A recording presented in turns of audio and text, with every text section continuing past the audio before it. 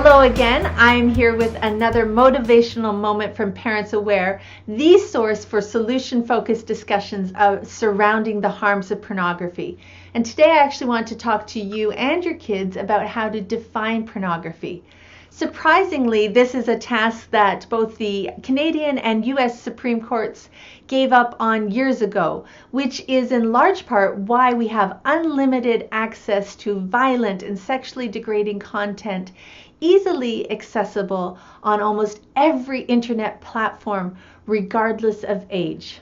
But before we continue, I want to impress upon you that the most important takeaway from this video is that the words you use to define pornography are not nearly as important as the words your kids use to describe pornography in their own terms. And to find out what they think, all we have to do is ask them. Son, daughter, child of mine, can you tell me what you think pornography is? We spend so much time fretting over complex and difficult subjects and thinking about the things we should say to our kids. Sometimes we forget to ask them what they already know. Now, the beauty of this tactic is that your conversation is going to be age appropriate 100% of the time.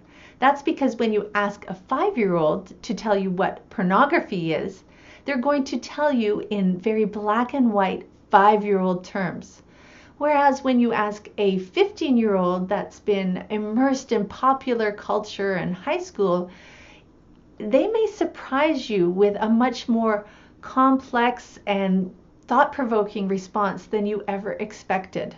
And when we ask our kids to take the lead in this conversation, we eliminate the risk of sounding awkward and like that parent that really doesn't have a clue. Instead, we come across as the greatest listener in the world.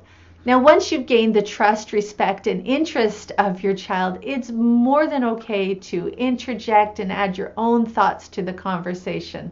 In fact, they may surprise you by asking your opinion. I know, shocking.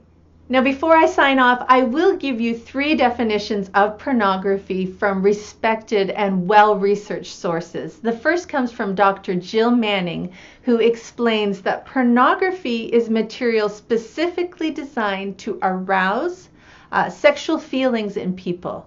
And it does this by depicting nudity, sexual behavior, or any type of sexual information. And that's from her book, What's the Big Deal About Pornography? A Guide for the Internet Generation. I also love what Matt Fradd has to say on the subject because he actually makes a distinction between naked art, think Sistine Chapel, and pornography. And he says, similar to Jill Manning, that pornography is made exclusively for the purpose of sexual stimulation. And this next part is important. In order to produce a completed sexual act. So in other words, pornography is produced for the purpose of masturbation, and true art is not produced for that purpose. And finally, a definition that is appropriate for young children comes from our good friends at Protect Young Minds and their book, Good Pictures, Bad Pictures, Porn-Proofing Today's Young Kids. And in that book, you'll find this definition. Pornography means pictures, videos, or even cartoons of people with little or no clothes on. So as you can see, there are multiple ways to define pornography depending on the age and questions your child may have.